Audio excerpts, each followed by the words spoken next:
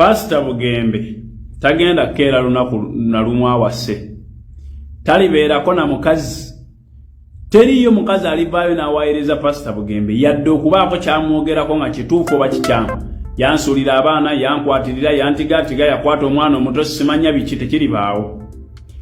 Pastor Bugembe kati nkuleetera story lwaki taliwasa bampita Godfather.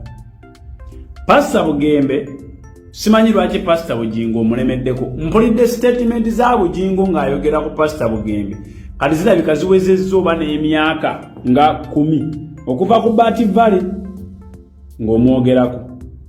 Pastor Bugingo alina ebizibu bye nga Bugingo bw'olina ebizibu bye n'abakazi. So mwenna muli basumba mukola bye mukola sijja biyita kulyowa myoyo kubanga system kati yakyuka mwenna munoonya ssente.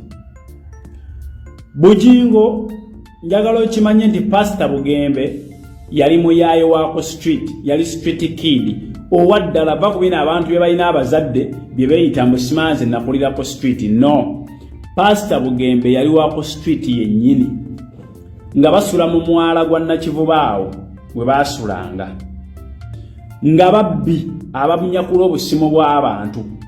Era Bugembe oyo gwolaba musajja mukulu alayika asinga ne Pastor Bugingo obukulu. Bugembe size ye yentono naye Pastor Bugembe mukulu nga bw'okiwulira. Pastor Bugembe ekitone nnyo ali myaka 45 baabeeranga ku street awo nga basula mu mwala nga ssente bazijja mu kunyakula busawo.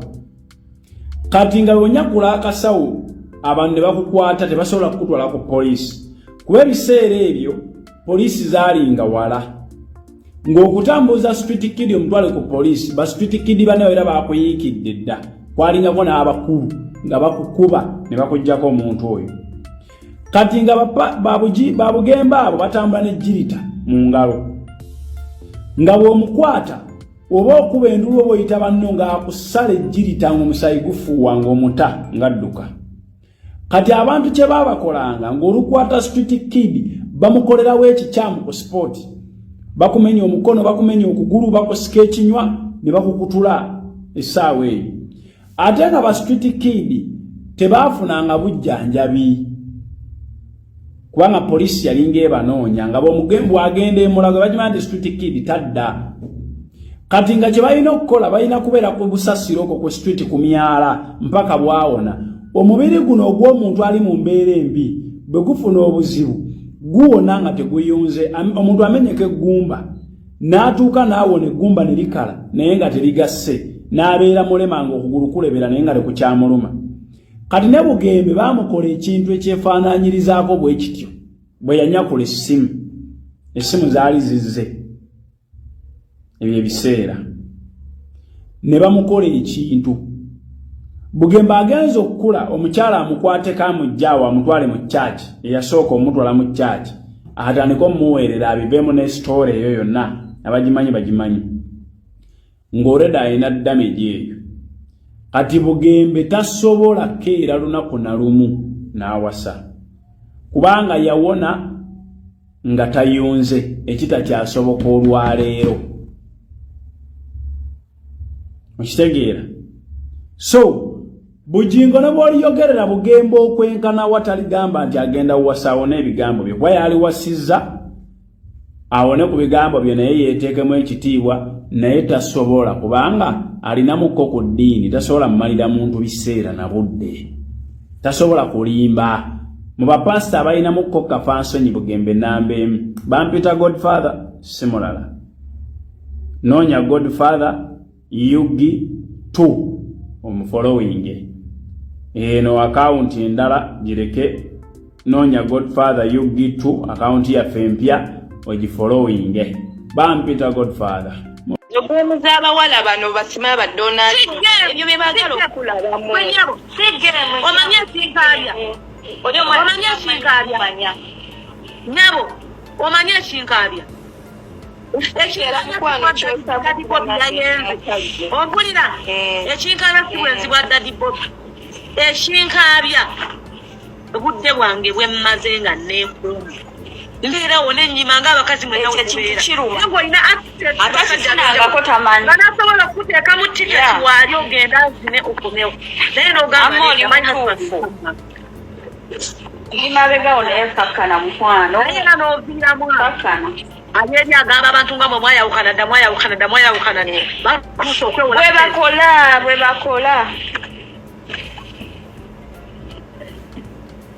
kati ndowooza nga kakkana babanga bateekawo nti omuntu woba kati olina kwagala muntu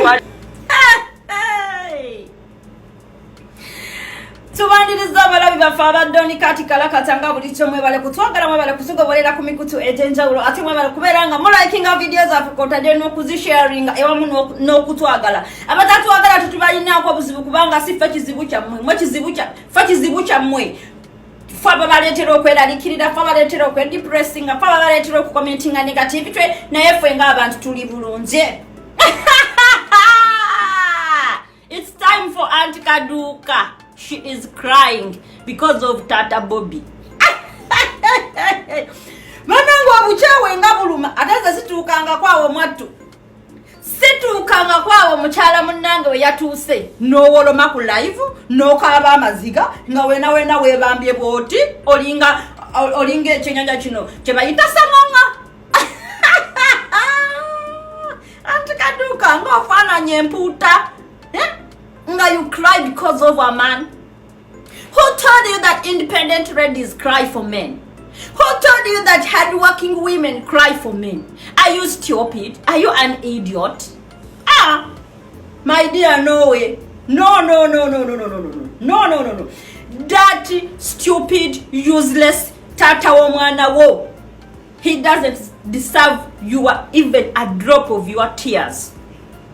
You know. Who told you to cry for a man? Are you stupid?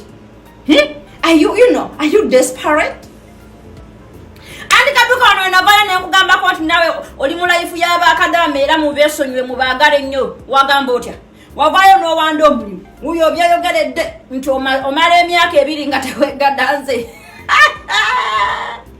bambi kadama munnaffe ng'olabye because we are going through the same circumstances that we both lack sex and you too.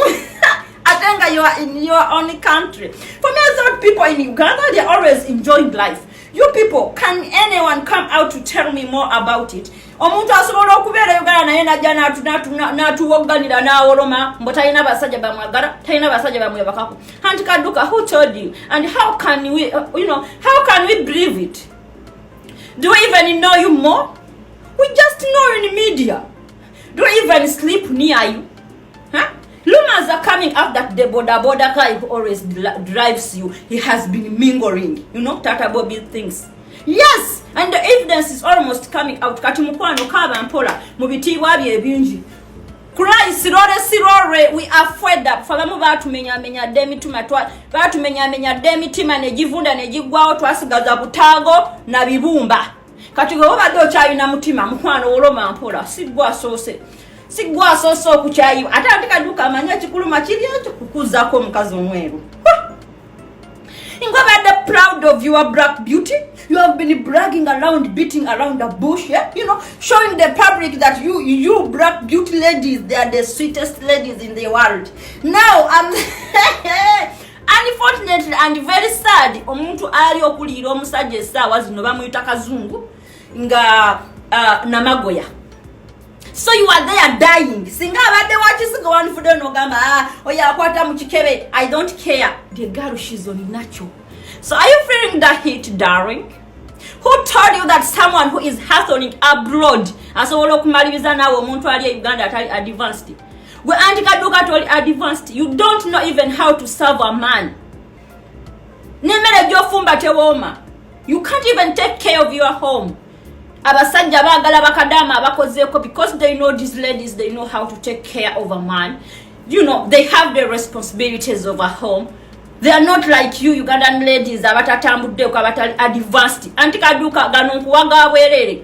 Mukwano, if there is anyone that advised you to come abroad. Wesonyiwa okukolera abaana obuduuka obutali profit, come and work. Obeere ku advanced ofune kubongo obubangufu naye kati anti kaduuka obwongo babutegeera Kampala bwayise Komansimbi ebitundu ebyetolodde mu Uganda. Uganda is a very very small country.